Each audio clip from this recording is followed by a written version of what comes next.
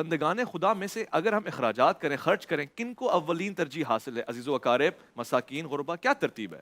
بسم اللہ الرحمن الرحیم۔ سورہ فاتحہ کے بعد جہاں قرآن کا آغاز ہے الف لام میم ذالک الکتاب لا ریب فیہ ھدی للمتقین الذین یؤمنون بالغیب ویقیمون الصلاۃ ومما رزقناہم ینفقون۔ تو یہیں پر یہ بات طے ہو گئی کہ متقی وہ ہے کہ جو غیب پر ایمان رکھتا ہے، نماز کو قائم کرے اور جو ہم نے دیا ہے اس میں سے خرچ کرے۔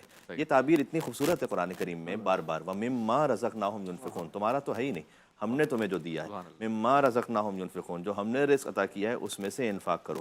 اور جیسے کہ سورہ نحل میں بیان ہے کہ اللہ سبحانہ وتعالیٰ نے رزق میں بعض کو بعض پر فضیلت عطا کی ہے، تو یہ تو ہے کہ بعض کے پاس کم ہے، بعض کے پاس زیادہ ہے، یہ بھی اللہ سبحانہ وتعالیٰ نے اپنی طرف منسوب کیا ہے۔ یعنی کوئی یہ نہ سمجھنے پائے کہ میں بہت اوور اسمارٹ تھا یا میں بہت ٹیلنٹڈ، اس وجہ سے مجھے بہت زیادہ مل گیا۔ تو بہت سارے ایسے ہیں جو ہم سے زیادہ صلاحیت شاید رکھتے تھے، وہ اس مقام تک نہ پہنچ پائے۔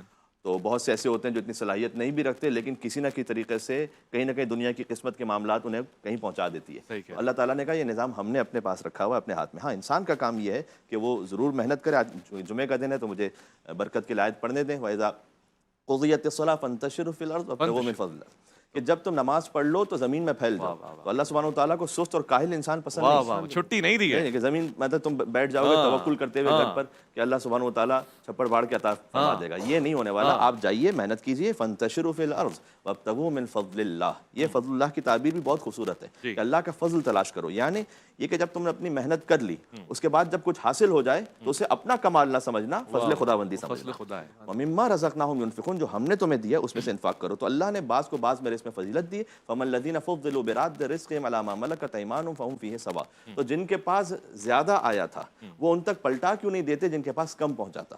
فہم فیہ سواء، تاکہ استعمال میں سب برابر ہو جائے۔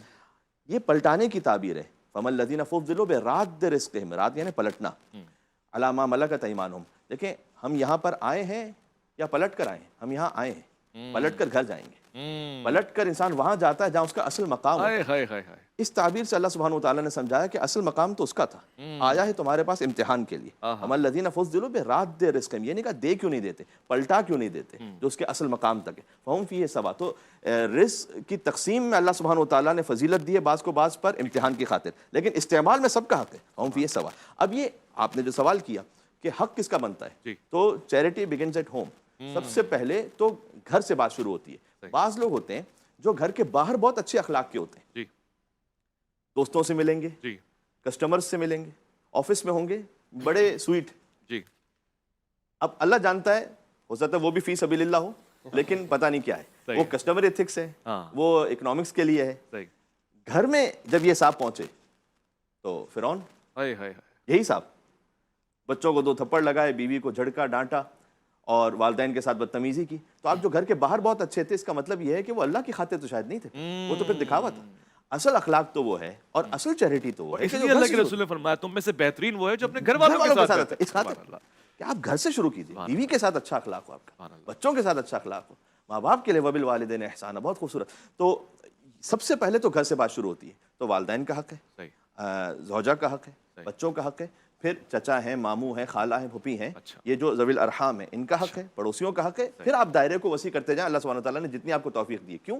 اس لیے کہ بعض لوگ چیریٹی کر رہے ہوتے ہیں، وہ فقیروں کو کھلا رہے ہیں، غریبوں کو کھلا رہے ہیں، بہن کا حق مار کے بیٹھے ہوئے، وراثت میں حصہ نہیں دے رہے۔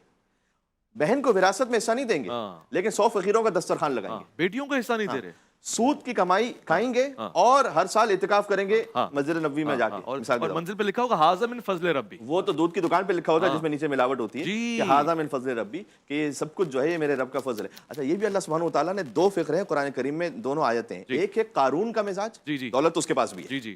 ایک ہے حضرت سلیمان علیہ السلام کا طریقہ۔ قارون یہ کہتا ہے انما اوتیتہ علی علم عندی، کہ یہ جو کچھ حضرت موسیٰ علیہ السلام نے کہا نا اس میں زکوٰۃ نکالو، کہا میں کیوں نکالوں، یہ تو جو کچھ ہے میرے علم کی وجہ سے، میرا اپنا کمال ہے یہ۔ حضرت سلیمان کے پاس ملک عظیم ہے کہ جو کسی کو عطا نہیں ہوا، وہ کہتے ہیں ھذا من فضل ربی، میرا کچھ ہے، رب کا فضل۔